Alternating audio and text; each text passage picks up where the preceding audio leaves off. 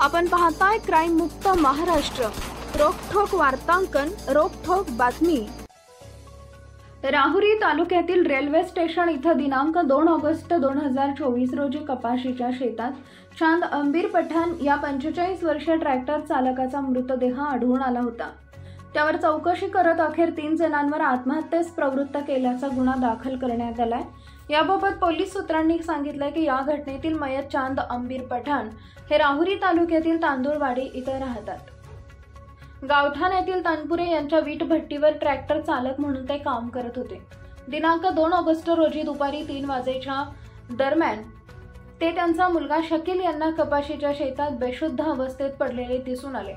घटनेची माहिती मिळताच पोलीस निरीक्षक संजय ठेंगे यांच्या मार्गदर्शनाखाली सहाय्यक पोलीस निरीक्षक रवींद्र पिंगळे, सहाय्यक फौजदार तुळशीराम गीते, हवालदार सूरज गायकवाड, संदीप ठाणगे, नदीम शेख, संदीप बडे, चालक उत्तरेश्वर मोराळे यांच्या पथकाने ताबडतोब घटनास्थळी धाव घेऊन मृतदेह ताब्यात घेतला।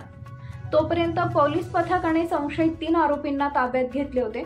शवविच्छेदनानंतर चांद पठाण यांच्या नातेवाईकांनी अंत्ययात्रा थेट पोलीस ठाण्यात आणून गुन्हा दाखल करण्याची मागणी केली होती। दरम्यान शवविच्छेदनाचा अहवाल प्राप्त होऊन चांद पठाण यांनी गळफास घेऊन आत्महत्या केली असल्याचं नगर येथील ग्रामीण रुग्णालयातील वैद्यकीय अधिकाऱ्यांनी सांगितलंय। शकील चांद पठाण राहणार तांदूळवाडी, तालुका राहुरी यांच्या फिर्यादीवरून राहुरी पोलीस ठाण्यात वैष्णवी अनिल गायकवाड राहणार तांदूळवाडी, तालुका राहुरी तसेच बजरंग बर्डे राहणार पिंपरी अवघड, तालुका राहुरी या तिघांवर भारतीय न्याय संहिता कलम 108, 238, 35, 351, 2 नुसार आत्महत्येस प्रवृत्त केल्याचा गुन्हा दाखल करण्यात आला।